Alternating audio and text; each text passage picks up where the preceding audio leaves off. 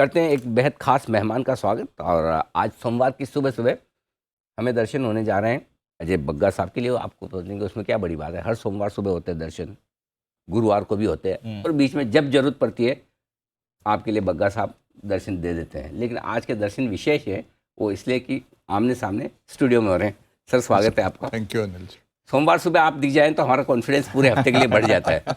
तो सर पहले तो हाँ, इससे पहले मैं आपसे, इतना अमेरिका में बड़ी तेज़ी बनी है उस पर राय लूँ उससे पहले, लेकिन हमारी थीम जो हमने बजट की बनाई, और आप तो बजट के पैनल में होंगे हमारे साथ पूरे दिन भर बजट के दिन और बजट से पहले भी, तो सारे इकोनॉमिक सर्वे और जो बड़े विश्लेषण आने वाले हैं उस पर हम बग्गा साहब की राय तो आपके लिए रखेंगे ही, हमारे एस्टीम पैनल में भी होंगे। लेकिन सर पहले बताएं, बजट की हमारी थीम शाइनिंग इंडिया बहुत अच्छा ठीक है, चाहिए, बहुत ज़रूरत भी है और अपॉर्चुनिटी है अनिल जी। बहुत बड़ी अपॉर्चुनिटी है भारत के लिए। तो टेक ऑफ स्टेज पे आ रहे हैं बहुत स्ट्रांगली, और जो पीएलआई स्ट्रक्चरल रिफॉर्म्स किए गए हैं उसने एक बहुत अच्छा एक फाउंडेशन रेस कर दिया है और तेज़ी से काम कर रहे हैं। सरकार क्या कर रही है, टेक्निकली सोच के समझ के, अब जैसे पीएलआई देखिए, बिलियंस ऑफ डॉलर्स के मोबाइल फ़ोन इलेक्ट्रॉनिक्स हम लाते थे, अब हम एक्सपोर्टर बन गए। डिफेंस गुड्स के सबसे बड़ा इंपोर्टर भारत होता था, अब हम एक्सपोर्ट करने लग गए हैं कुछ, और बढ़ते जाएंगे ये डिफेंस गुड्स। अब देखिए ये जो हम लाखों डॉलर, कई मिलियन डॉलर हम ये बुलेट प्रूफ वेस्ट पे लगा रहे थे, अब भारत एक्सपोर्ट कर रहा है 18 देशों को बुलेट प्रूफ वेस्ट। सो इस तरह की चीज़ें हो रही हैं। मोबाइल फ़ोन देखिए, बिलियंस ऑफ डॉलर्स के मोबाइल फ़ोन एक्सपोर्ट हो रहे हैं, एप्पल यहाँ बना रहा है, और ये और बढ़ेगी क्षमता, क्योंकि हमारे पास आबादी है, हमारे पास नेचुरल रिसोर्सेज हैं और टेक्निकल एक्सपर्टीज़ है। अगर थोड़ा सा ईज़ ऑफ डूइंग बिजनेस बढ़ जाता है, हम देख रहे हैं कैसे ये पीएलआई में हुआ है, ये और बढ़ेगा। तो बजट से ज़्यादा वेलफेयर ओरिएंटेड बजट होने की ज़्यादा उम्मीद है। बट आरबीआई गवर्नर ने जो पिछले हफ्ते कहा कि सरकार एक नपा तुला बजट लाएगी, तो ऐसा भी नहीं है कि फिस्कल डेफिसिट बहुत बढ़ा दिया जाएगा, कहीं कटौती होगी, कहीं बढ़ोतरी होगी। ये अच्छा है, सरकार के हाथ खुले हो गए हैं, क्योंकि आपके टैक्स अच्छे आए हैं, डायरेक्ट टैक्स भी बढ़ा है, इनडायरेक्ट टैक्स भी बढ़ा है। अब उसमें क्या कारण है, वो इकोनॉमी भी बढ़ी है, साथ इन्फ्लेशन भी बढ़ा है, तो दोनों के कारण आपका रेवेन्यू इनफ्लो बढ़ गया है, उससे फिस्कल स्पेस मिल जाती है अनिल जी। तो बिल्कुल, यानी कि अब टेक ऑफ वाला मामला है, सरकार को कुछ ऐसा बजट देना चाहिए कि पूरी दुनिया भर में हमारी स्थिति बेहद मजबूत हो जाए और ग्लोबली जो कुछ भी चुनौतियां हैं 2023 का, उसका हम पर मिनिमम असर पड़े, नहीं के बराबर। जी चलिए, तो बस इसी पर, लेकिन ग्लोबल मार्केट्स वीकेंड पर बड़े मजबूत होते नजर आए। 700 पॉइंट्स बग्गा साहब ने कमाल किया, उस पर भी हम विस्तार से करेंगे बातचीत। बग्गा साहब हमारे साथ हैं ही, और बग्गा साहब से हमें जो पूछना था वो 700 पॉइंट की तेजी का राज। सर किसी ने सपने में नहीं सोचा था इतने बढ़ जाएंगे, और ऐसा कुछ बहुत अच्छा आया है वाकई में, या बस मूड ही था कि तेजी करनी है? नहीं, अच्छा आया है। अगर आप देखें जॉब्स रिपोर्ट, तो 2 लाख जॉब्स की उम्मीद थी, एस्टिमेट था, उसके सामने 2,23,000 आया, तो वो खराब खबर थी। लगा कि मार्केट नीचे जाएगा, कि ये काबू में नहीं आ रहे, जॉब्स अभी भी आते जा रहे हैं। बट उसके साथ जो खबर आई वेज ग्रोथ की, तो आर्ली वेज ग्रोथ में ठहराव आया, वो गिरा। दूसरा, जो एवरेज आवर्स वर्कड है वो कम हुआ, सो 34.8 से 34.3 पे आ गया है, छोटी गिरावट। बट अगर आप इकोनॉमी वाइड उसको लगाते हैं तो बहुत बढ़िया है। वो दिखाता है कि वर्कर्स के जेब में कम पैसे जा रहे हैं, आपके वर्किंग आवर्स भी कम हुए, साथ में वेज ग्रोथ कम हुआ। तो ये दिखा रहा है कि जो इन्फ्लेशन का एक बहुत बड़ा मुद्दा रहता है फेड के हाथ में, कि वेज ग्रोथ हो रही है 5% पे, तो हम रेट बढ़ाएंगे जब तक ये वेज ग्रोथ 2% पे ना आ जाए। ये चल पड़ी, 5 से अब 4.25 पे आ गई, और यहाँ से और गिरावट आने की उम्मीद है।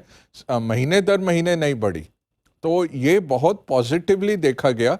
और हमने ये देखा कि फरवरी 1 को जो फेड की बैठक है, जहां प्रोबेबिलिटी 30-40% की थी 50 बेसिस पॉइंट हाइक करने की, वो 25% पे आ गई इमीडिएटली। 25 मतलब 25% लोग मांग रहे हैं कि आधा % बढ़ेगा। हाँ, और 75 मान रहे हैं कि 25 बढ़ेगा। तो ये 80 जब क्रॉस हो जाता है तो लगभग सर्टेन है वो, आई थिंक और 1-2 दिन में हो जाएगा। तो ये पॉजिटिव था। अब इसमें बुरी बात क्या है? नहीं, पहले अच्छी बात समझ कर दे। पहले मतलब एक तो ये कि 0.5% बढ़ने की संभावना कम है, जी 0.25% ही बढ़ेगी। दूसरा आप ये कह रहे कि जो काम करने के घंटे हैं लोगों के वो कम हुए, और जितनी सैलरी बढ़ती उसकी स्पीड भी कम हुई। कम तो पैसे लोगों के कम गए। हाँ। और अगर आप उनका क्रेडिट देखिए, 10% रिवॉल्विंग क्रेडिट बढ़ा है। तो क्या हो रहा है, लोग क्रेडिट कार्ड पे ज्यादा पैसे लेके ये फेस्टिवल सीजन में कर रहे पैसा थे, तो है नहीं, तो स्क्वीज हो रहा है। तो इससे इन्फ्लेशन गिरेगी, डिमांड कम होगी, ये जरूर तय है। तो ओवरऑल मैं कहूंगा कि सॉफ्ट लैंडिंग होनी शुरू हो गई है अमेरिकन मार्केट में। फेड को रुक जाना चाहिए, और यही हमने साल के शुरू में भी कहा था कि जब सब कह रहे हैं रिसेशन नहीं आएगा, उससे पहले ठहराव आ जाएगा। दूसरी जो अच्छी खबर आने वाली है वो थर्सडे को आएगी अनिल जी, कि उनका जो इन्फ्लेशन है दिसंबर का, नवंबर में 7.1 था, पीक जो हुआ था जून में 9.1 था, फिर नवंबर में 7.1 आया, अब 7 से नीचे गिर जाएगा, 6.6 हो जाएगा। और नवंबर और दिसंबर में ग्रोथ नहीं है, जीरो ग्रोथ है। मेरा भी अंदाजा है 30-40 बेसिस पॉइंट घट कर आना चाहिए, घट जाएगा। तो 6.6 जब आता है, बट उससे अहम बात है कि मंथ ऑन मंथ नहीं बढ़ रहा है। तो अगले 5-6 महीने में बड़ी जबरदस्त गिरावट आ सकती है इन्फ्लेशन में। ये दूसरा है। तो सॉफ्ट लैंडिंग आपकी शुरू हो गई। अच्छा, यूरोप सहारा दे रहा है। यूरोप जहां 10% से ज्यादा उसका सीपीआई था, यूरोप का सीपीआई 9.1 पे आ गया, वो भी कम हो तो गया। वो भी सहारा दे रहा है। तो ये सब है। अब इसमें बुरी बात क्या है, ये फिर से मैं कॉशन दे रहा हूं कि कल पावेल बोलने वाले हैं एक सेमिनार में, स्वीडन के रिक्स बैंक का सेमिनार है, वहां पे पावेल बोलेंगे। करेक्ट। उन्होंने पहले भी कहा है, सारे एफओएमसी मेंबर्स ने कहा है कि जब मार्केट बढ़ता है आप हमारा काम पे पानी डाल रहे हैं। हमें उनको खिलाफत है उनकी मार्केट के खिलाफ। ओके। वो कह रहे हैं मार्केट जब आप बढ़ा देते हैं, फाइनेंशियल कंडीशंस ईज हो जाते हैं। अच्छा, और वेल्थ इंपैक्ट होता है अनिल जी, हर $100 बिलियन मार्केट कैप बढ़ने या घटने से अबाउट 0.1 कंजम्पशन गिरती है, बढ़ती है। वो है बड़ा स्ट्रॉन्ग कोरिलेशन। बट ये अब क्या बात हो रही है कि कल ये मार्केट को गिराने की पूरी चेष्टा रहेगी इनकी। तो वो कल एक डर है। थर्सडे को आएगा अच्छा नंबर, और फ्राइडे को कंज्यूमर सेंटिमेंट आ रहा है यूनिवर्सिटी ऑफ मिशिगन का, वो 60 से ऊपर आ रहा है। और उसका जो इन्फ्लेशन एक्सपेक्टेशन पिछले महीने भी आया, 4.4 था अगले 1 साल में। तो कंज्यूमर भी यही सोच रहा है, जो ये हर वक्त बोलते हैं एंकर करनी है इन्फ्लेशन, कंज्यूमर भी कह रहा है इन्फ्लेशन गिरने वाली है। कंज्यूमर के जेब में इतना पैसा नहीं है। $4 ट्रिलियन 10% उन्होंने क्रेडिट ग्रोथ कर दी साल दर साल, जो क्रेडिट कार्ड पे खरीद के कंज्यूम कर रहे हैं, तो ऑलरेडी स्क्वीज हो रहा है। अब प्रॉब्लम इनको मार्केट के बढ़ने से है कि जैसे ये थोड़ा सा ब्रेक से पैर उठाते हैं, एक्सेलरेटर अपने आप दब जाता है। तो ये 700 पॉइंट जो आया है, इनको अच्छा नहीं लगेगा। कल ये पूरी कोशिश करेंगे तोड़ने की मार्केट। अच्छा, मतलब मार्केट में तेजी नहीं चाहिए। नहीं चाहिए, अभी नहीं चाहिए।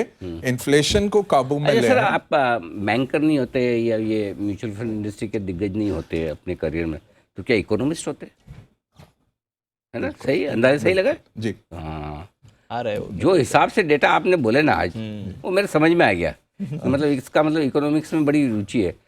ये अनिल जी, ये जो आपने समझ आ गया, मैं जरूर कहना चाहूंगा। लास्ट वीक मैं ये कॉन्फ्रेंस में था, और अबाउट 600 म्यूचुअल फंड डिस्ट्रीब्यूटर थे कर्नाटक के। 600। और ऐसा नहीं कि हिंदी भाषी हैं, कर्नाटक से थे सब, और काफी अप टाउन से भी थे, मतलब अपर रीजन से, नॉर्थ कर्नाटका वगैरह से। एटलीस्ट 30 लोगों ने आके कहा कि हम अनिल सिंघवी और जी बिजनेस और आपको देखते हैं, आप जरूर हमारा स्नेह प्रकट कीजिएगा, और थैंक्स। और वो देखते हैं, कहते हैं कि हम देखते हैं, क्योंकि जिस तरह से हमें समझ आ जाती है मार्केट्स की। तो ये जो आपने मुहिम छेड़ी है, और इंटरनेशनल मार्केट्स लोगों को समझ आने लग गए हैं, ये बहुत डीप है। और कहाँ था कार्यक्रम सर? ये बेंगलोर में था। और जी बिजनेस, मैंने देखिए सेंसेक्स का सुल्तान इतने सीजन किए, साउथ में हमारे को बहुत मुश्किल होती थी हिंदी भाषी लोग लाने के लिए। चेन्नई में तो बिल्कुल ही प्रॉब्लम हो जाती थी और इंग्लिश का ही हम फिर शो कर लेते थे। बट ये जिस तरह से एटलीस्ट 600 में से, और ये कि भीड़ भाड़ बहुत थी, नियरली मॉबिंग ही हो जाती है, तो 30 से ही बात मैं काउंट कर रहा था, बट 30 ने आके जी बिजनेस का मेंशन किया।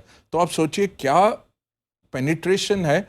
और इंग्लिश वाले या कन्नडा स्पीकिंग एरियाज में अगर हिंदी शो देखा जा रहा है, वो दिखा रहा है कि how you are broken through. बिल्कुल ये ब्रेक थ्रू है। फिर बिल्कुल बेंगलोर वालों का और कर्नाटक वालों का बहुत बहुत धन्यवाद जी बिजनेस को और हमें इतना स्नेह देने के लिए। कोशिश ही करते हैं एक्चुअली। दक्षिण भारत से भी अब तो काफ़ी हमारे ऐसे मित्र हैं जो शो देख रहे हैं। हाँ, थोड़ी उन्हें मुश्किल आती है, लेकिन आप देखिए उनका दिल कितना बड़ा है। मुझे कई सारे ट्वीट ऐसे आए जो तमिलनाडु से हमारे दर्शक हैं, जो दक्षिण भारत के, उनको हिंदी समझने में मुश्किल आती है। वो मालूम है वो क्या बोलते हैं? बोले सर हम शो तो आपके ही देखेंगे, हमारी एक रिक्वेस्ट है कि जब आप कोई लेवल्स देते ना, हिंदी के साथ इंग्लिश में भी बोल दीजिए। मतलब इतना बड़ा दिल है उनका कि कोई बात नहीं, हमें शो देखना है, लेकिन इंग्लिश में भी आप बोल देंगे। हम कई बार जैसे 67, अब वो नेचुरली उनके लिए तो बहुत मुश्किल, हिंदी वालों को भी कई बार डिफ्रेंशिएट करना मुश्किल हो जाता है, तो फिर हम इंग्लिश में उनके लिए बोल देते हैं 67, 68। और हमारे सारे ये डिजिट्स तो इंग्लिश में आ रहे हैं, तो वो अच्छा है, लेकिन उनको मजा सुनने में आता है ना सर। सुनने में भी बहुत, मतलब सुनने का जो मजा है वो तो है ही। तो इसलिए और बाकी तो सर आज जैसे मैं बताऊं कि आज वो NRI डे है, तो प्रवासी भारतीय दिवस। तो दुनिया भर में हमारे जितने NRIs हैं जिन्होंने हिंदुस्तान का नाम दुनिया भर में जाके रोशन किया है, ये बहुत बड़ी बात है, क्योंकि ये हमारे ब्रांड एम्बेसडर है। और बहुत बड़ी बात है अनिल जी, $100 बिलियन रेमिटेंस आया। वर्ल्ड बैंक करता है ये सारा नंबर्स, और ये नहीं है कि आपका जैसे मिडिल ईस्ट से ज़्यादा आता था,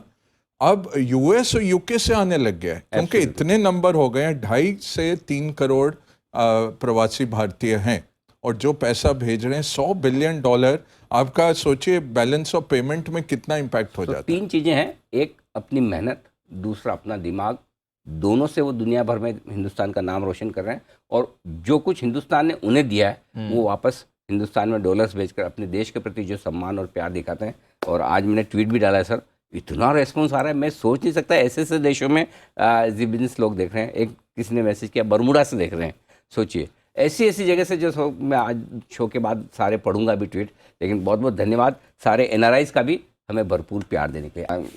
जरा बग्गा साहब से पूछ लें कि चाइना के हालचाल क्या है, जो इतना कोविड को लेकर त्राहिमाम हो रहा था, अब क्या सिचुएशन बैक टू नॉर्मल, क्योंकि मेटल्स वापस और कमोडिटीज थोड़े गर्म होने लगे। बिल्कुल अनिल जी, और बेसिक थीम हमने जो मेगा ट्रेंड दिसंबर में कह दिया था कि जून का रीओपनिंग आपका मार्च में आ गया चाइना का, और अब तो लग रहा है फरवरी में ही हो जाएगा, क्योंकि उन्होंने कहा जिसको होना है हो जाने दे एक साथ। अब 3 बहुत अच्छे डेवलपमेंट हुए। एक तो हांगकांग के साथ उन्होंने बिल्कुल लिंक खोल दिया, तो जो लैंड रूट भी था सब खुल गया है, तो चाइना हांगकांग के बीच में आराम से आप जाइए। अच्छा, चाइना हांगकांग फ्री, एकदम फ्री हो गया। तो जो बैंकर्स नहीं जा पा रहे थे चाइना, या चाइना से नहीं आ पा रहे थे, वो बहुत बड़ी चीज हो गई।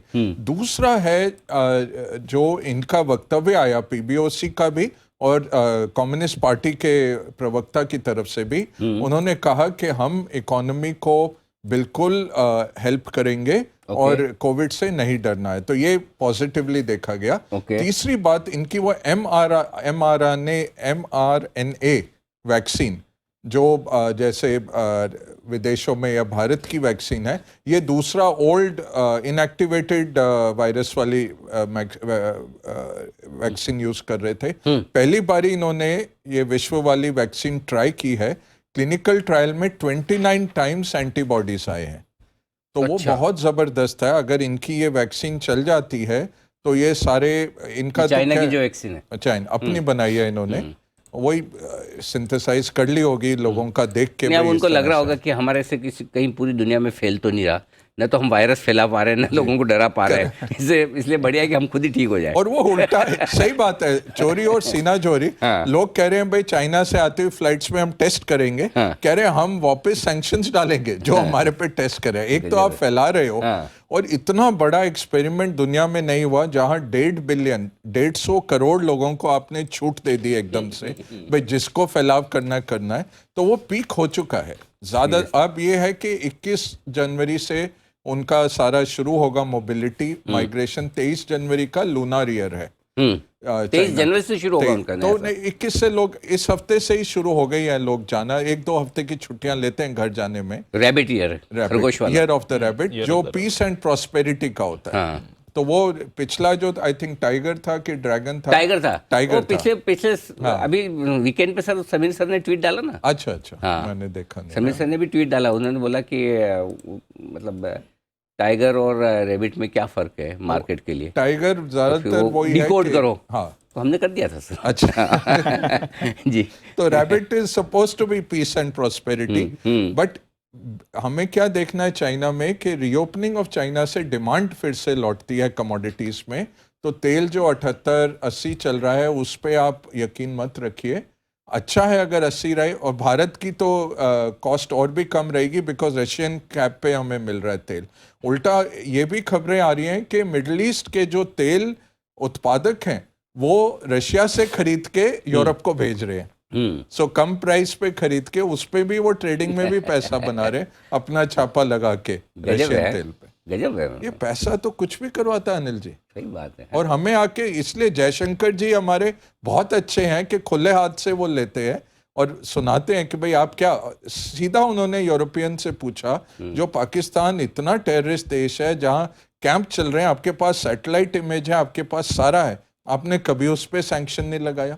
हमारी तरफ आप आ रहे हैं, हमारे साथ कोई नहीं खड़ा, चाइना हमारे पे आक्रमण करता रहता है, कभी आपने निंदा नहीं की चाइना की। हमें आप कह रहे हैं कि रशिया से दोस्ती है। वो बहुत अच्छा उनका वक्तव्य आया पिछले हफ्ते, और यही सब भारतीयों को सिखाना चाहिए कि नेशनल इंटरेस्ट पहले। सऊदी अरेबिया रशियन तेल लेके यूरोपियंस को बेच रहा है, उनको कोई नहीं कुछ कह सकता। करेक्ट। भारत को सब सुनाने आ जाते हैं। तो ये समीर सर का मैंने मैसेज निकाला है जी। उन्होंने ये वीकेंड पे डाला था सर 8 तारीख को। Decode this message, dear bull, may the rabbit be more helpful to you then the tiger was. तो मतलब टाइगर ने हमारे लिए ज़्यादा कुछ किया नहीं। पिछले साल टाइगर का था ना, चाइना वालों का, और इस साल रैबिट। टाइगर रहता है काफ़ी, वो लाल और वो सब करता है। टाइगर का वो लूनर ईयर के अकॉर्डिंग वो है, और इसका जो है ईयर ऑफ द रैबिट है, ये वाटर रैबिट बोलते हैं उसको। वाटर में रैबिट पता नहीं क्या होता है, बट वो मैंने पढ़ा था। 2-3 हफ्ते पहले मैंने आर्टिकल भी लिखा था एक वेबसाइट के लिए ईयर ऑफ द रैबिट पे, थोड़ा उस पे रिसर्च करके। तो वो पीस एंड प्रॉस्पेरिटी लग तो रहे पीस एंड प्रॉस्पेरिटी। बिल्कुल, धीरे दौड़े खरगोश दौड़ता है भले। ना, तो ये हमारी शुभकामना है सारे चीन वालों को। ओपन अप हो जाओ, सुधर जाओ, कोविड को भगाओ, काम पे लगो, पूरे देश और दुनिया को खराब मत करो।